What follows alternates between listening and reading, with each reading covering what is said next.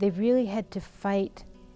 Not only did they have to fight the evil empire, but they had to fight being branded as Bolsheviks, as revolutionaries, as socialists, as communists. And really, they're just simply farmers who wanted a fair shake.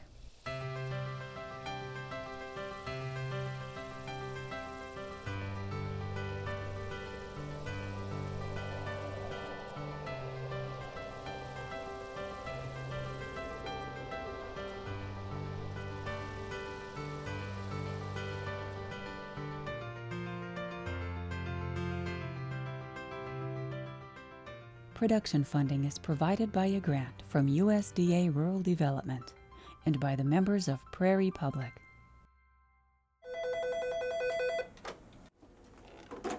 Good morning, Bank of North Dakota.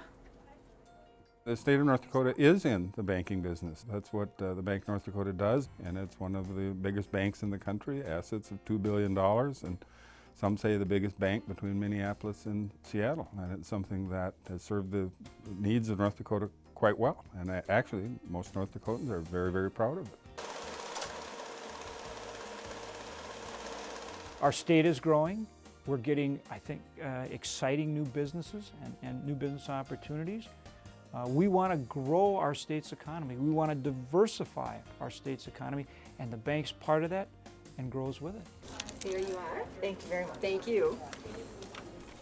I think that desire on the part of North Dakotans to want to be a part of their own destiny is really the reason that the bank exists. The Bank of North Dakota's roots are planted in the early years of settlement and the out-of-state big businesses that manipulated the local economy. The thing that we know about farming, it's an industry where you have very little control. You have the weather, which you've got no control over. You have the banking interests and the costs of interest itself, which you've got no control over. You've got the grain elevators and the railroads, which you've got no control over. They were still competing on an international market even then, which they had no control over. The prices that they got for the grain and the cost of their seed, they had no control over. And so the idea that they could take control over some of these questions that affected their livelihood was, it was a fabulous idea as far as those farmers were concerned. After achieving statehood, North Dakota tried unsuccessfully to create economic independence. But year after year, efforts to organize farmer co-ops were stymied by the Twin Cities-controlled political machine in North Dakota.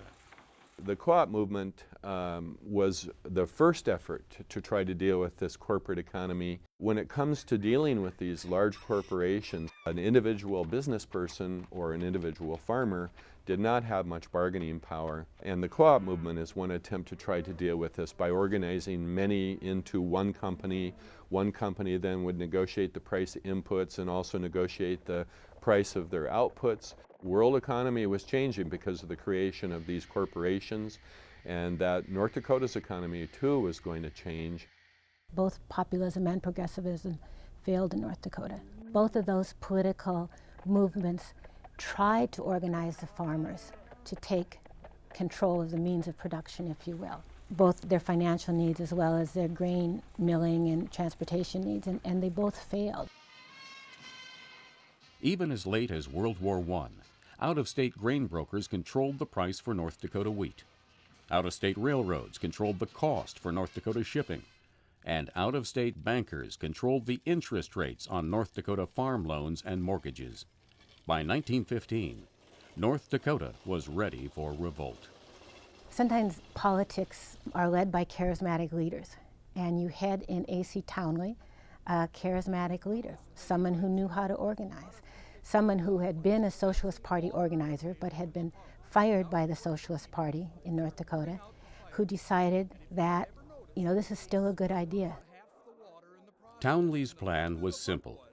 To break the control of out-of-state big business, North Dakota would control its own economy by creating industries that would be owned not by big businesses, but by the state.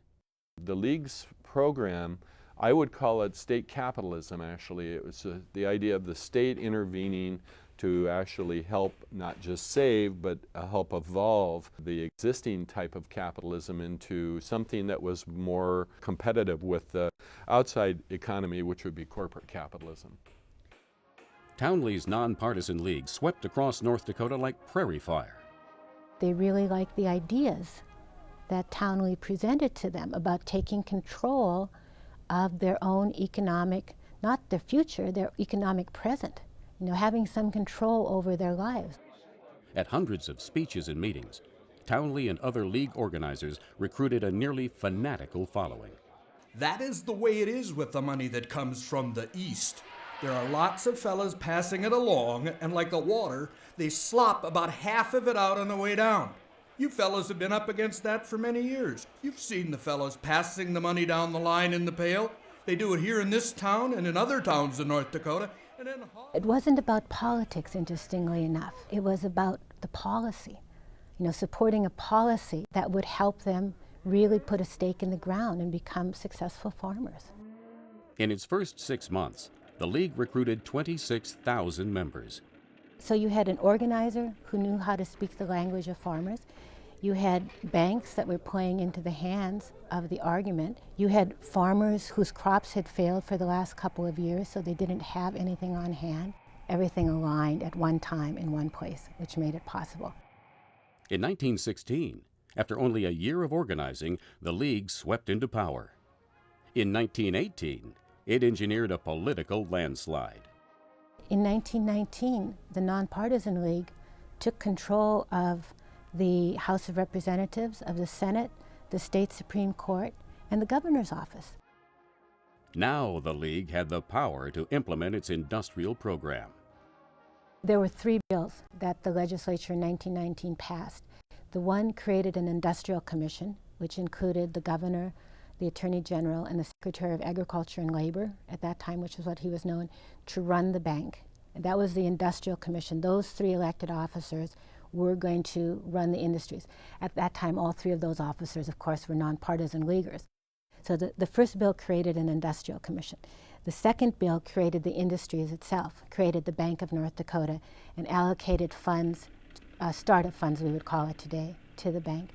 And then the legislation also allowed for the creation of the state-owned mill and elevator. The third bill allowed the state to sell bonds to the tune of around $12 million to fund the industries. And those 3 bills were introduced in January and were signed into law in February. You know, they had less than 2 months. They had passed those 3 bills, and Bank of North Dakota was on its way. For farmers who were paying sky-high interest rates to Twin Cities banks, the Bank of North Dakota's farm loan program was a godsend. In its first 5 months of operation, the bank received more than $8 million worth of farm loan applications that were supposed to be funded by the sale of $10 million in state bonds, but the bonds weren't selling. It's fascinating when you think about it. Here's the state of North Dakota who's going to create a state-owned bank which runs directly in the face of private capital, private banking, banking as we knew it in the state before. They hired W.F. Cathro, who was the first president of the North Dakota Bankers Association, to be the director general of the bank. So they create this socialist institution. They hire a banker, a well-respected banker, to run the bank. He then goes to the banks in the state and says, I have $10 million worth of bonds to sell you. And as soon as you buy these bonds, I can then make loans to farmers, charging 2% less interest than you're charging. So come and buy these bonds from me. And it's like the state bankers are saying, you gotta be kidding me. The Minneapolis bankers are saying, you want us to buy the bonds so you can cut our lending to North Dakota farmers? I don't think so. By 1920, the Bank of North Dakota was on shaky ground. Because the bonds were not selling, the bank was forced to freeze all further farm loans. Even worse, the bank was experiencing serious cash flow problems. We haven't had a liquidity crisis in the state's economy like the one we had in the 1920s. And it's probable that the crisis in the 20s was even worse than the one in the 30s, judging on the number of banks that went under. The economic crisis gave League opponents the opening they needed. The Independent Voters Association was well funded by out-of-state interests and determined to keep the bank from selling the bonds it needed to finance the farm loan program. The sale of the bonds is in some way the most interesting and fascinating aspect of this whole business, because if those real estate bonds sold, it meant the bank would be in business. And so the Independent Voters Association, the North Dakota Bankers Association, anybody who was opposed to the idea of a state-owned bank worked to stop the sale of those bonds. And there is a 30-month period in North Dakota history. I don't think we've ever seen the intensity, the political infighting, the struggles between people who wanted to sell the bonds and Wall Street Journal, the Christian Science Monitor, these national magazines involved in the arguments around whether North Dakota can sell those bonds. That helped the opposition not only coalesce, but to attract additional members. Well, it was very interesting to me that both Great Northern and the Northern Pacific pretty much gave lawyers to the opposition. The court challenges, both at the district, the state, and the Supreme Court level, challenging the sale of the bonds and the right of North Dakota to create a state-owned bank. The whole argument about who's going to audit and who's going to make sure that the books aren't crooked. If you think we have intimidation today, this is nothing compared to what was going on in 1919 and 1920. People in this state are generally pretty skeptical about government anyhow. And here they were kind of going out on a limb, putting faith in these political leaders that they would bring about a political revolution that would help their local economy. But the minute that that political revolution looked like it might be tainted with corruption or tainted with special favoritism for certain individuals in the state, that just fed back into the natural cynicism that seems to be characteristic of an independent farmer. So the minute that the League was tainted, whether they were acting politically or were acting economically, I guess doesn't matter now, because the public decided that they were acting politically. In 1921, with the bank rocked by allegations of favoritism and mismanagement, North Dakota became the first state in the nation to recall an elected official from office. And it recalled not just one, but the entire Industrial Commission. Voters removed the NPL governor, attorney general, and agriculture commissioner from office and replaced them with IVA-endorsed candidates. The Bank of North Dakota was now in the hands of its greatest opponent. The bonds were sold the day before the opposition took control of the bank. And so finally, the opposition, the IVA, which was opposed to state ownership, which was opposed to the Bank of North Dakota, all of a sudden had $12.3 million. And I think that's really the irony of the Bank of North Dakota. The bank only became successful once the opponents of the bank took control of it. And in some ways, the Bank of North Dakota is an example of pragmatic politics over political philosophy. I mean, the amazing thing is that the IVA didn't shut down the bank. And it shouldn't be amazing because, hey, I have a bank at my disposal. I'm going to shut this down? I don't think so. Although the bank now had funds for its loan programs, the IVA was caught in a trap. Voters expected the bank to make farm loans, but the farm economy was collapsing. It couldn't have come at a worse time. The agricultural depression in the state, nobody would be lending money. I suspect the Minneapolis banks were laughing their head off about this time because all of a sudden they were off the hook from having to lend. In some ways, I think probably the NPLers were glad not to be in control of the bank at that time, because the idea of creating an institution, lending monies to the farmers, And then being a bank that had to foreclose on those same farmers to protect the investment, I think it would just have wrenched their heart out. I got $100 bid. Thank you, sir. 10, 20. I got 10 now, 20 now, 20 now, 10 now, 20 now, 20. Yes, $20 now, $30 now, $30 now, 30.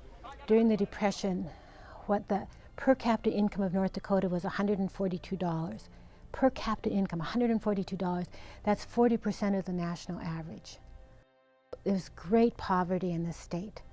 And so here's the bank holding thousands of loans of people who couldn't pay, who might still be living on the farm, still be living on the land, but can't pay the mortgage.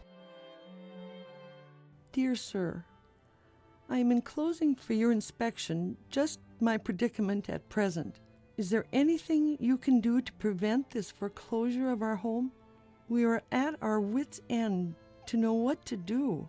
And as Mr. Mueller has owned and farmed this quarter of land for over 40 years, it would be almost his death now to be turned away with nothing. I would go into the research at the State Historical Society, and I would come out in tears because I was reading through all of these farm loan files. I mean, there'd be scraps of paper. And think about a time when paper and pencils were so rare. I could imagine these people writing with a stub of a pencil. I don't know why you keep sending me letters asking for money. I don't have any. I told you that.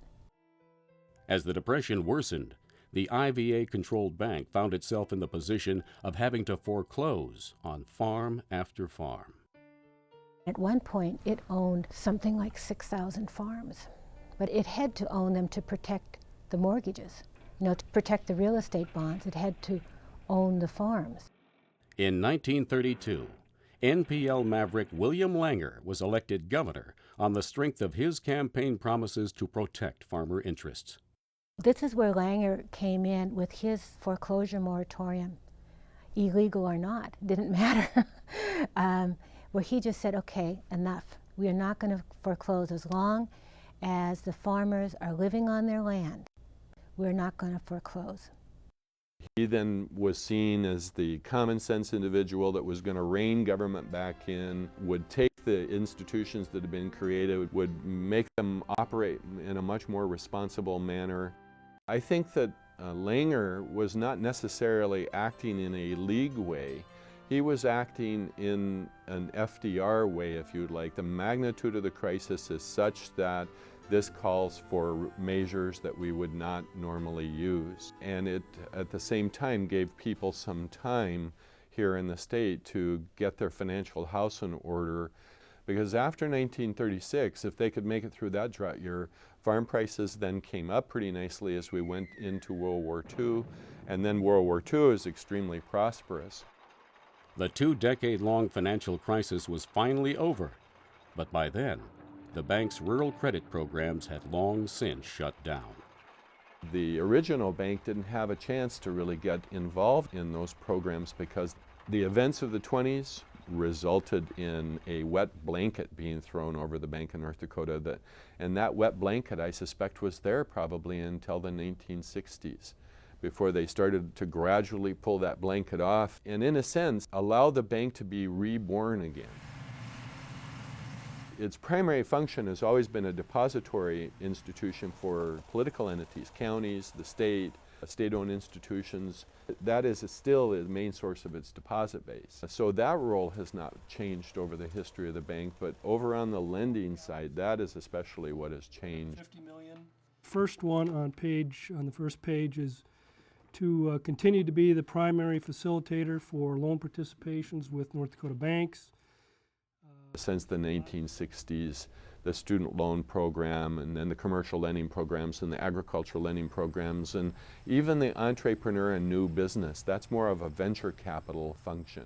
Now all of that has been allowed under the original legislation that was passed back in 1919. So it seems that no one's had to go back and invent this institution.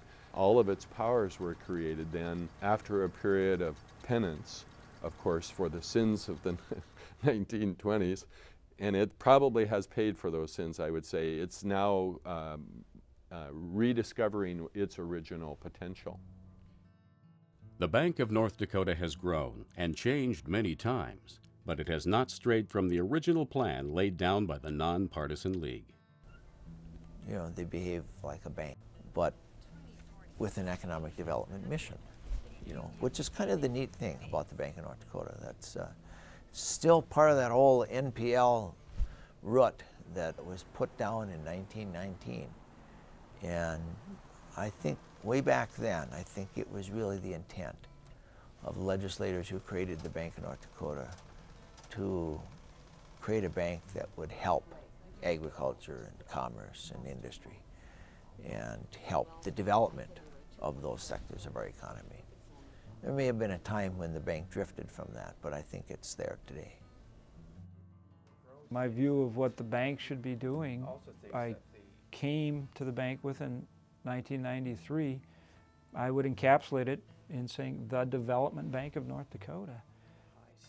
My view of banks is that they are to lend money to people, whether it's to start a business, to buy or expand their farm or ranch, to buy a home, to get a school loan, whatever it is, that a bank is successful if it does a good job of lending in its community. That helps the community grow and prosper. That's what makes the bank grow and prosper. So that, I mean, that's my philosophy of banking, I guess. When I came to the Bank of North Dakota, the total loan portfolio in 1993 was $200 million. When I left there 7 years later, it was $1.2 billion.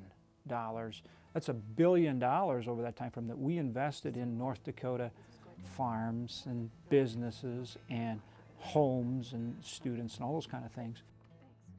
Ultimately, and its reason for being, is to serve the citizens as the development bank, help invest money in North Dakota so that they can grow businesses and farms and build homes and get an education. Some of the things that we're able to do at the Bank of North Dakota are just incredible. New industries that we've helped develop. You know, we're at the forefront of every major economic initiative, whether it's building airplanes in Grand Forks with Cirrus, or ethanol plants, or helping the farm economy. It's responding to our needs across the state and the ability to have an impact and to have a positive impact on the state and to really help fulfill the mission of the administration as they work forward and looking at the vision for the state of North Dakota and working with the legislature to fulfill their vision for where the state should be going. So it's being an impact player in the state of North Dakota. I mean, that's going to be our course for as long as I can see. It's very interesting that despite the fact that there have been some attempts over the years to sell the Bank of North Dakota or to abolish it, that the bank has really worked to serve its own niche in the North Dakota economy.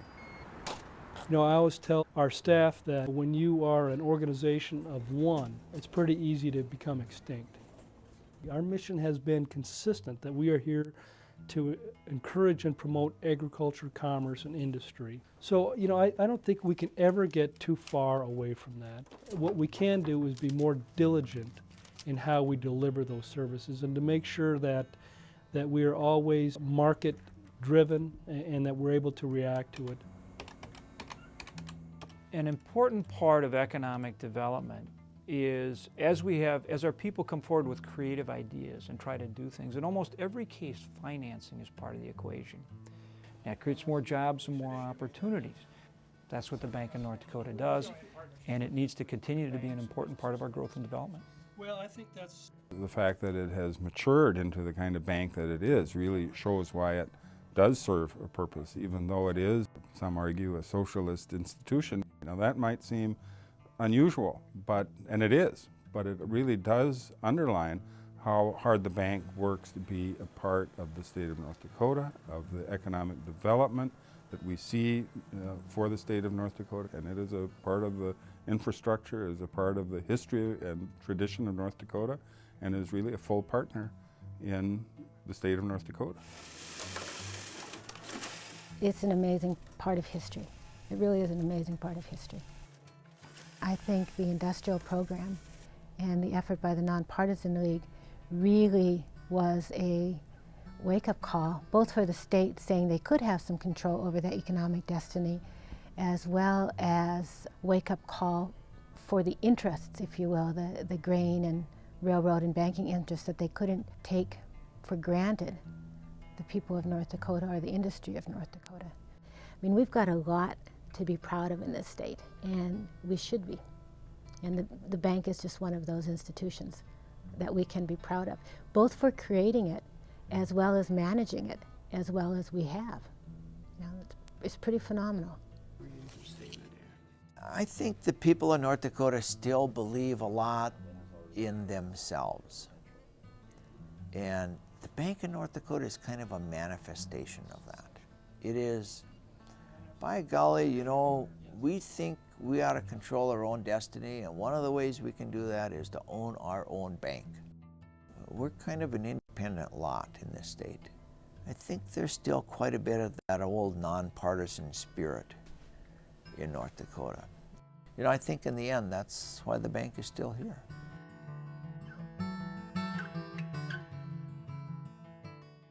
To order a DVD of this program, call 1-800-359-6900 or visit our website at www.prairiepublic.org.